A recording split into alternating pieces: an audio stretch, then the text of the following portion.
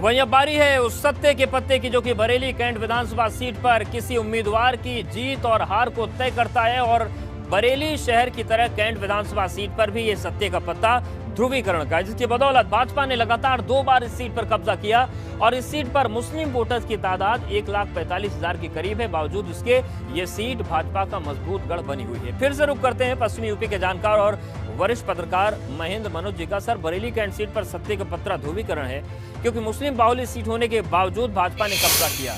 इस बार क्या फैक्टर यही बने रहेंगे या फिर बदल सकते हैं? देखिए, जहाँ तक मेरा अनुमान है कि मतदाता में समझ बढ़ी है और केवल जो MY फैक्टर है, हिंदू फैक्टर और MY फैक्टर है, इस पे चुनाव थोड़ा ये मुद्दा होगा, ये तत्व होगा, लेकिन ये अहम तत्व नहीं है। अहम तत्व है महंगाई का, और जिससे हिंदू और मुसलमान समान रूप से पीड़ित। बिल्कुल, महत्वपूर्ण बात यही है कि जो है वो बड़ा मुद्दा है और सबसे बड़े समीकरण वही बना।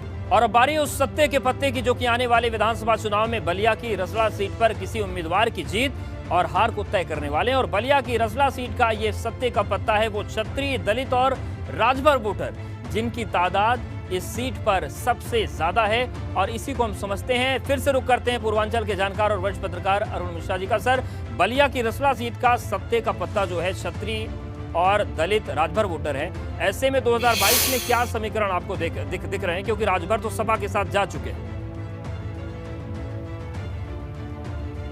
देखिए, वहाँ जो भी दल वहाँ चुनाव लड़ रहे हैं उनको जातिगत समीकरण साधना होगा। दूसरी बड़ी बात है, भारतीय जनता पार्टी इस बार जो वहाँ पर काम कर रही है, इसके पहले भी जैसे आवास का काम हुआ है, पेंशन का काम हुआ है, आयुष्मान कार्ड का काम हुआ है, मुफ्त में राशन देने का काम हुआ है, इस मुद्दे को लेकर जनता के बीच वो जा रही है।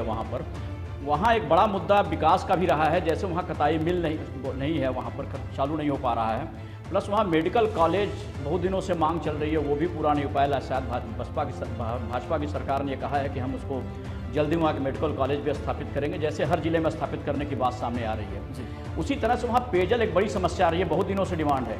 सरकार इस पर पूरी तरह से जो कटिबद्धता उसकी दिखती है, उन्होंने अपने चुनावी वादे में भी ये बात पिछली बार कहा था। अभी जो भी दल वहाँ चुनाव लड़ेंगे उनको जातिगत समीकरण साधना